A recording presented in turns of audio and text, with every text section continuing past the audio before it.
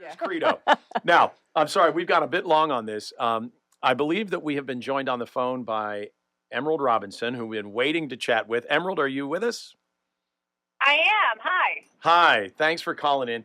And welcome to the Conservative Voice on WWDB AM 860. And, you know, we've got a couple things to chat about. One or two. Yeah. So if you could, please, I mean, I think maybe just a way to start, you've been going for now weeks into the implications of this situation in Venezuela relative to our elections. I don't think average Americans understand it because I just don't think they've been exposed to it. Could you please just give us sort of the brief of that? Like, what's the... Of her 58 posts. Yeah, of your 58 posts and several hours of content. Emerald, I'm only up to 54. Yeah. And there's more coming soon. I might wait till Monday because I think there's, it's a Friday and people are still digesting the first 58. I mean, the gist of it is there are Venezuelan whistleblowers, 12 of them, well, 2 have defected because the U.S. government hasn't stepped in to protect them, and we can get into that in a moment. Mm-hmm. But based on, a dozen Venezuelan whistleblowers who worked for the voting machine company Smartmatic and the Venezuelan election authority CNE, mm-hmm. they've been rigging elections in 72 countries for 2 decades. I think, I don't know if you want me to go through it all. I know we've talked a lot about it on the show over the last few months, and I think we've talked about how vulnerable the voting machines are, that Smartmatic acquired Sequoia voting systems in America, which then was acquired by Dominion, right? So they kind of have that lay of the land, and where we've left it is what really happened in 2024 and how was President Trump able to win when they stolen it from him in 2020. Mm-hmm. And that's what I was able to reveal on November the 25th. So that's been about 10 days ago or so, almost 2 weeks. Essentially, this information made it to Mar-a-Lago. One of these Venezuelan whistleblowers, though not an engineer. This is a guy who's been living in the States. He's not a U.S. citizen, but he's worked a lot with our Department of Justice and our DEA. And through investigating money laundering and drug trafficking out of his country of Venezuela, he became aware of the fact that also involved election stealing in multiple countries to make sure you were talking about globalism, right? That the globalism happens and that this money flow can happen. Right. That this money laundering can continue.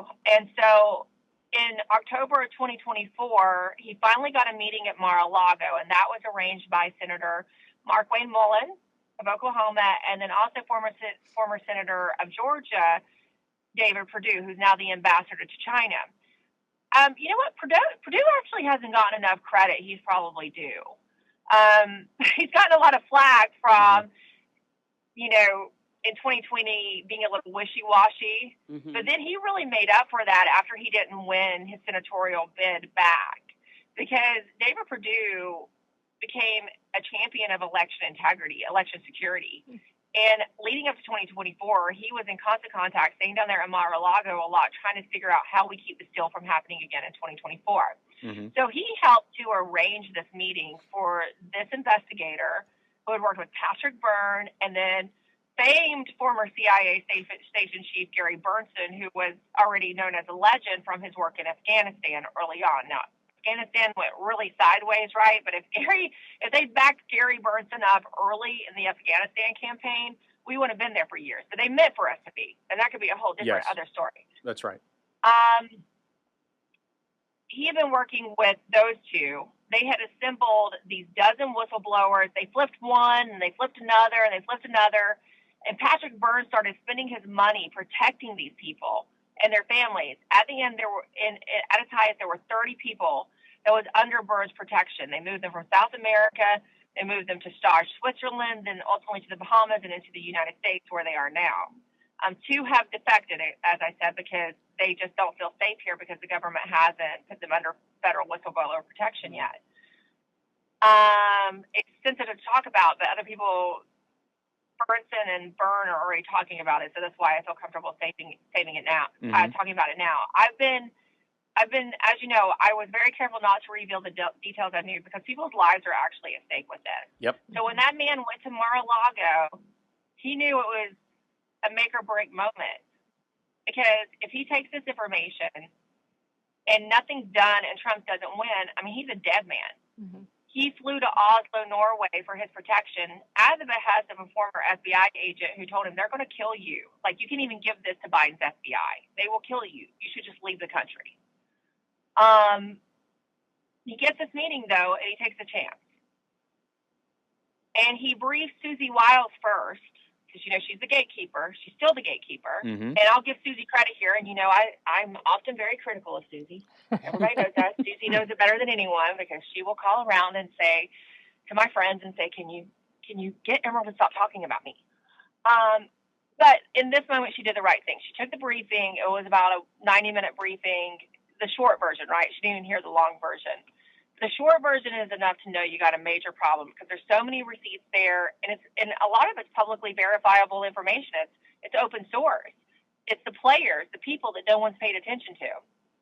She also probably recognized a few names, and we can't get into those right now. But boy, when we can get into some of those names of the Americans who are tied to this and aided and abetted it, it's explosive and it's disgusting. Susie listens and she says, you know what? She takes a beat. She actually orders a piece of cake. That's a little color. I know I keep sharing that part of it, but It's great though. It's a great story. You can just visualize it, and her just, you know, taking a small bite and chewing and waiting and thinking about it, and then saying, "We need to get Elon Musk." Elon Musk. There you go. Yeah. Right.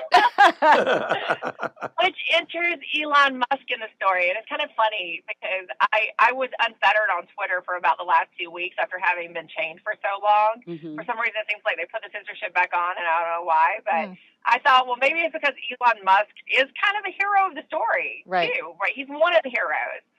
There's some attempts to spin it as he is the hero. He's not the hero. He definitely deserves praise for the part he did. Mm-hmm.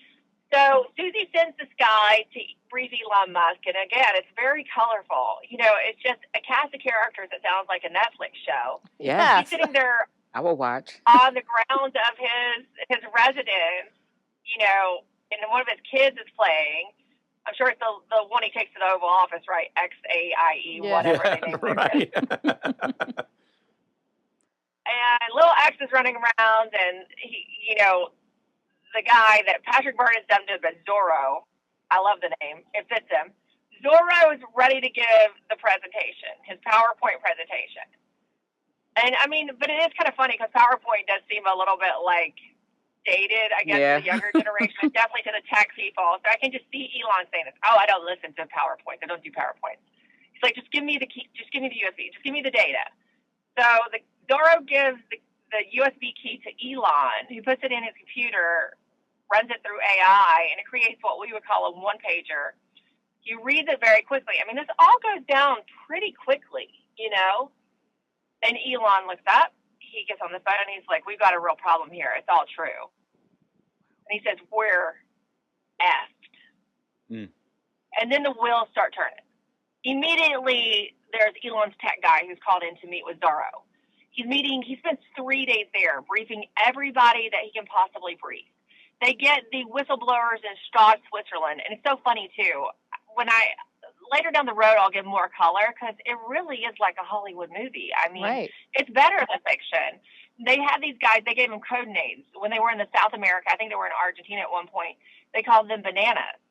Then they moved to Stade, and they have another code name for them. Then they moved them to the Bahamas, and they have another code name. But they get these guys on video conferencing, and I will tell you, I have talked to several of these whistleblowers myself.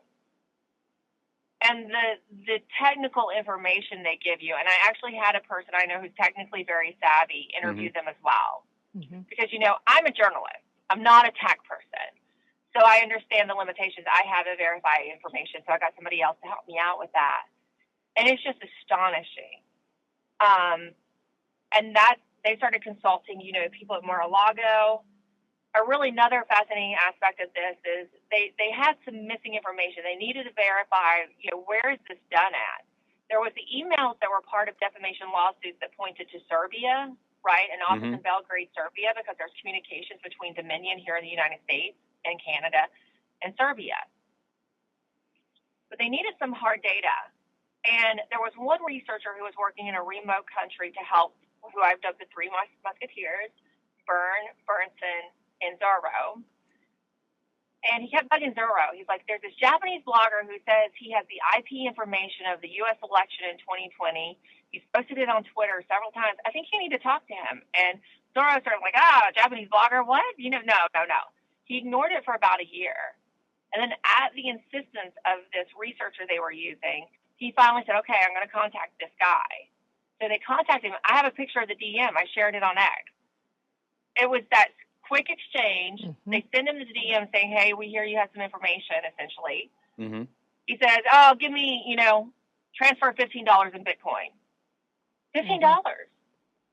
They did it, and he just gives them a Dropbox link full of the information. The bananas, the whistleblowers, verify it. They give it to Elon's tech guy. He verifies it, and they realize where the switch is done, and that is Belgrade, Serbia, that they're using all these VPNs, right, to route it all over the world.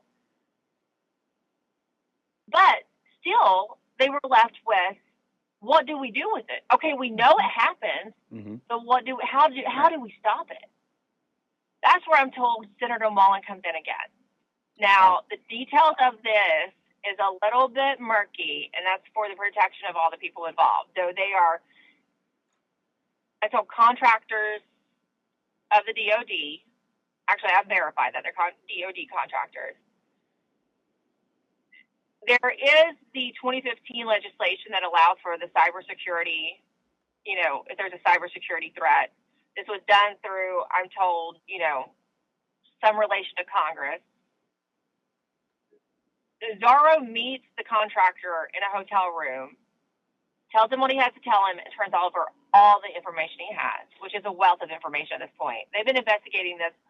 They learned first about Smartmatic in 2012, Burnson and Zorro, when they were investigating trafficking in money laundering, because one of the Venezuelan oligarchs who'd gotten pushed out of Venezuela says, look, it's not just about this stuff. It's how do they stay in power to do it? And that's through the elections and Smartmatic. So they've been on Smartmatic, honestly, since 2012. And I saw a briefing that was conducted back in the day. In 2020, there was actually more members of their team, and one of them was Rich Higgins. I don't know if you know the name. He wrote the memo. He had tried to warn Trump he worked at the Trump National Security Council, and he tried to warn Trump about the bad people in the first term. Then he got pushed out. He became an outside investigator. And so he had briefed me in 2020 with a lot of this information right after the November election. So we had, honestly, y'all, we didn't have to go through the four years of Biden. If there had not been blockers in the first Trump White House, we had a large portion of this information, enough to go do something about it and to realize you had a national security threat and for Trump to act on it. But he had all these blockers around him that convinced him he didn't have the authority to do so. He saw maybe half of this information. He didn't even see it all then. So it's kind of sad, but maybe we needed to go through it. I don't know, to know exactly the depths of the infiltration into our country, because we definitely learned how deeply infiltrated we are. Well, and when you look at look at the implications for what we call the marginal voter, right? Those independents and Democrats and others who were disaffected. Truth be told, there was some upside to the 4 years. Yeah. It's just that we can't go back to it, right? We just can't do it again. Yeah. We won't survive it again. No. Because it won't even be as mild as it was in those 4 years. What they had planned for us that I've been presented with, because it related to me, right? I got a call from Odie and I letting me know I was on a list of 700. Yep. Oh, the jackboots were coming. And it would have been the day after inauguration, if not the day up. I mean, it was just immediate, and it was going to be so bad. It was going to be never gotten out. Yeah. So, but back to the story. So you knew where this was happening in Serbia, and so for 2024, what happened to stop it? They were able to take out the power from that office totally shut it down, fry the servers, right, for 3 days, starting the day before the election. So if you notice, if you look back at 2020, and if you're watching any of the live coverage, you notice that after 7 p.m. when the polls closed on the East Coast, you started seeing some weird things going on with the numbers. But really, it was more apparent maybe middle of the night with the dumps in Michigan and Wisconsin. But you went ahead and you saw that there were some weird things going on with the numbers, and you can see some of the flips. That's when they would normally start it. But they didn't have access to their systems to do it. And no one knew, because they didn't talk to anybody, right? They dropped off the information. Zorro went to Oslo, Byrne was in Qatar, and Bernsen was in Switzerland. And no one knew, even on the Trump team, if anything was going to happen, if they were going to be able to stop it, right? They gave the information. They were told maybe something can be done, but they didn't know. Now, Benny Johnson did add some interesting color to the story when he went and independently confirmed it after I put the thread out. I'm sure it was probably Elon Musk. I know he talked to General Flynn, who confirmed that, yes, this is all real to him. And then Elon Musk shared some more information, and he also talked to Dana White. And Dana White was there with Elon at Mar-a-Lago that day of the election. And apparently, according to Dana White, Elon could tell, because he'd been involved in all the briefings, right, and kind of brainstorming about what could be done. When he saw throughout the early afternoon, evening, that the on-the-ground data was matching the Edison reporting, and after 7 p.m., he said, okay, he's got this. He's going to win. They're not stealing it. So Elon could tell early on because he's a tech guy, right? But I am told Trump really didn't start maybe believing it until after 10 p.m. And so that race was saved. Now, obviously, the down-ballot races were still stolen. They refused to certify or end the counting on a bunch of those in multiple states. They could still, inject ballots, and there's other ways they steal elections, right? There's multiple ways. It's death by 1,000 cuts. But because they took out, Dominion represented about 30% of the market share, and they were the battleground states, right? Battleground states. So without that flip in those key states, he was able to prevail. Now, obviously, in Pennsylvania, you had the other parts of this that saved it, like the less mail-in ballots, right? And that's sort of from on-the-ground efforts. But with the flip of the Dominion switches in Serbia, they still could have stolen it from Trump and given Kamala a narrow win. And that was the plan. In fact, Kamala had already went in and set up her bank accounts. And I had a whistleblower from the bank saying, they were totally confident, the Harris team. They did not expect to lose. No matter how, she looked on the campaign, they did not expect to lose. But this is sort of how it's told to me. It's a one and done kind of thing. So you got one lifeline. They will regroup. They can still do this. They're shameless. They will do it. Oh, yes. If something's not done now, and that does kind of bring us to where we are. And I wish more had been done. I don't know did you all see the Hugo Carvajal letter? Sure did. The Venezuelan. Yes. He had to write that because the Trump DOJ has not debriefed him. What? When they made a plea deal with him, no. It's being blocked from the top. And when you say the top, do you mean Pam Bondi or do you mean someone else? Originally, it was Emil Bove. When we were first, people might have missed this, but back in June of 2024, we reported that there was a very high level former Venezuelan official who was in our custody, had defected. I mean, he was extradited for drug charges, right? But he had already defected from Venezuela prior to being extradited to the United States. He defected in 2017. He was extradited from Spain in 2023. He was looking to participate to get a deal, and the DOJ wasn't doing it. Back then, I was told, and I checked at the DOJ with my source at the DOJ, It was Emil Bove. Now, Mhm. Emil Bove was number 3. He's no longer at the DOJ. He got appointed to a lifetime judgeship, which he asked for. He asked to be appointed after only being at the DOJ for a short time. He had worked in the Southern District of New York.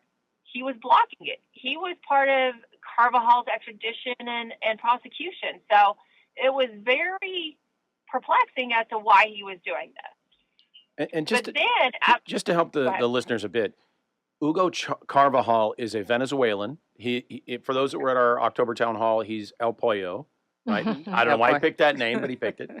And he was both the head of the Venezuelan. Yeah, isn't it crazy? I mean, yeah.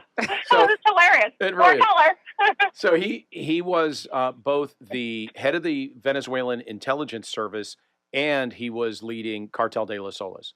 He was running the cartel, or was deeply integrated into the cartel. So that's where they're the same. Yeah, the intelligence community and the cartel are exactly, they're two legs of the same stool. So. Yeah. So he ended up running to getting into Aruba, almost got captured, got to Spain, almost got captured, was going to be extradited, disappeared again, and then in 2023 he came to the U.S. voluntarily and cut a deal, or because he's in jail, right? He's in jail. He's in Rikers, and Wow. I had heard this, but I didn't know this. Patrick Byrne confirmed yesterday his cellmate is P. Diddy. Right. When you add those details, I'm afraid people are not going to believe you us. You can't make that up. No. The guy's name is El Pollo, and he's in with P. Diddy. All right. We just, But it's true. Well, it's crazy. Great. And let me add one other thing before we come back, and you'll get us back on track here in a second. But in the last couple of, I don't know, hours or a day, there is now a report circulating on X that you can find. It is Lou Dobbs. It's 2006. Yeah. Yep. His time at CNN. And what is he talking about? Smartmatic. Yes. And he's talking about the fact that Smartmatic got involved with Sequoia, and the two of them then are basically giving control of our elections to Venezuelans. The whole point of the story is in interviewing elected officials and others that are saying Americans should run American elections. And that was 2006. Roll forward to today, this conversation starts sounding like that's 2 decades, context, right? Yes. Yeah. And the Smartmatic office, the Smartmatic Genesis that you mentioned earlier, Emerald, these 3 engineers that created it and built this up, they're Venezuelans. It was done to help, I'm just recapping a bit, help Hugo Chavez stay in power. Because after Hugo Chavez came to power, it was a very nice honeymoon for a year or so. Right. He put all the journalists in jail. He put American journalists in jail. U.S. entertainers were going down there and either sleeping with him or celebrating him. He was getting praised or ignored in the U.S. press. Like, they weren't even announcing that U.S. journalists had been arrested. But when that honeymoon wore off, he started to lose support, and they thought he was going to lose the election. Cuba says, you're going to lose it. What are we going to do? So they go create this software, this company called Smartmatic. They get these Olivetti gambling machines, and they use that then to make sure that Hugo Chavez stays in power. And then they say, hey, we could do this in other countries. And eventually they make it to the United States. Wow. I'm sorry to go back, and I know I'm retracing a bit, but just to help people, because there's so much in this, it's really hard to follow. And then and give us again the Serbian connection. So how does Venezuela then connect to Serbia? Well, that's through Dominion. But what I am told, but you have to remember that Smartmatic officials or Smartmatic engineers, employees move from Smartmatic to Sequoia, and then those same people move from Sequoia to Dominion. And one of those names is Ronald Morales. Ronald Morales traveled frequently between the U.S., Venezuela, China, and Serbia. I am told, so they set up the Belgrade office in Serbia, but I am told that John Brennan is partner in that office. And that's from multiple sources. So John Brennan is involved with this. And we're still learning more about the Serbian operation, right? We know some things, but we don't know everything about the Serbian operation. And there was actually a Macedonian asset that helped with intelligence on the Serbian the Serbia office. And just to make sure people know, John Brennan is a former CIA director. He's on leftist television all the time. He's a communist. He would like to see this country transformed. His mission was in the CIA was to transform this country. His mission now is to transform this country. And he still has people in the CIA, correct? Oh, yeah. Yes. Oh, he's deeply He owns entrenched. the CIA. Yeah, he's deep. He owns the CIA. So Radcliffe or Ratcliffe is probably not on, I'll say the Patriot side either. Don't know what happened to Ratcliffe. Radcliffe doesn't even have operational control of the CIA. No. There we go. It's still Brennan's CIA. Yeah.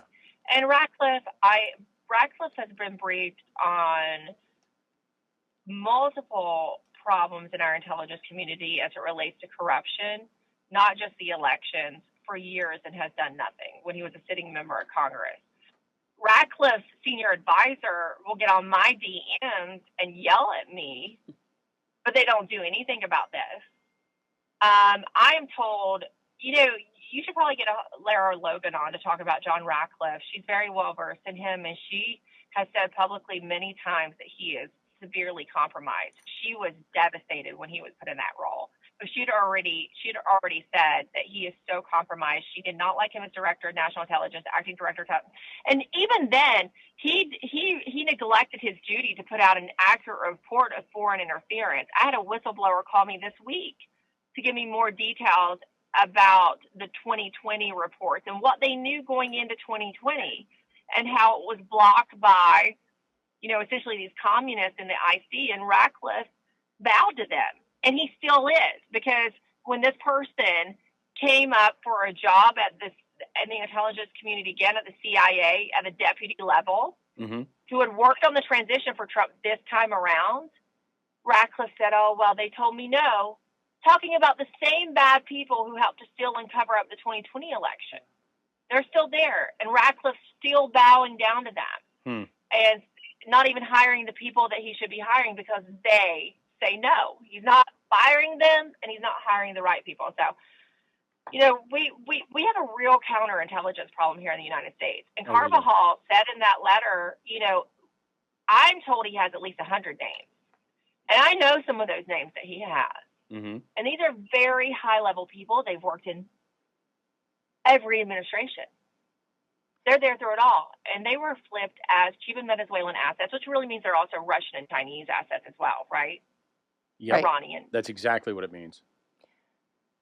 Can you just confirm? Can you confirm?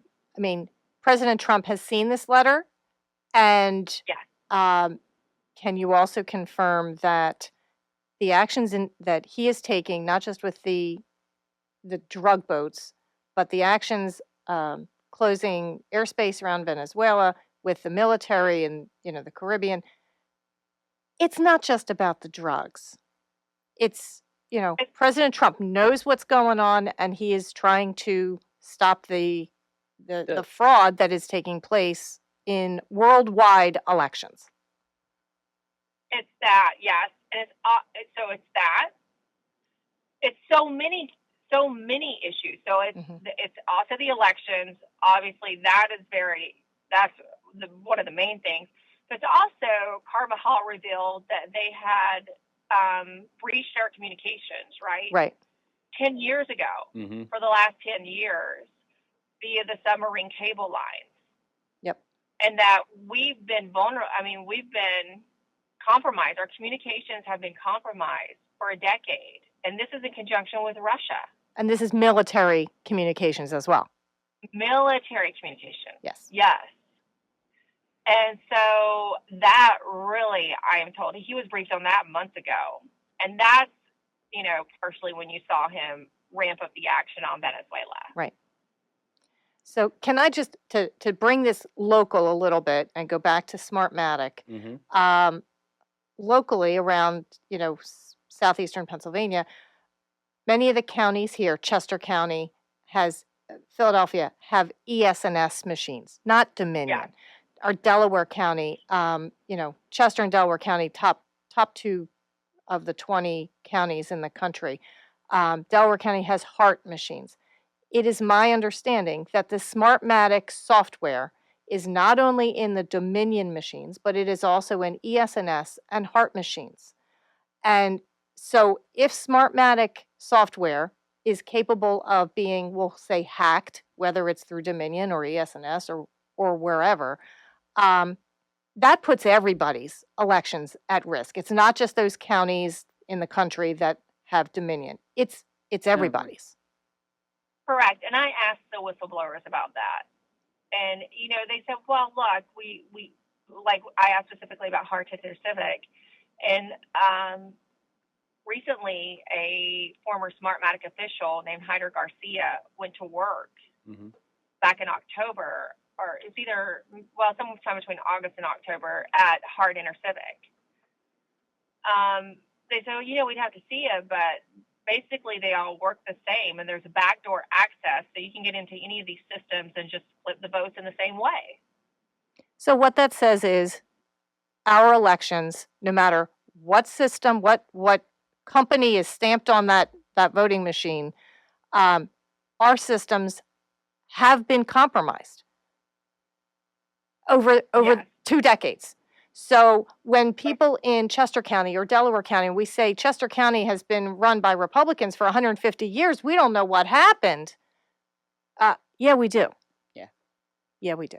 And there are two sides to the coin. There is a political side where you've got to do the right things in policy and in campaigning and resources and comms, messaging to win. Yep. And then there's this other side where we see patterns in elections going back to 2015 that are statistically impossible. Yeah. And in this last election, just November 4th, we saw spreads, the difference in votes for the winner and the loser that were massive. We're talking about 25% spreads, unheard of in elections. Right. A 10-point spread is a blowout, 25% spreads.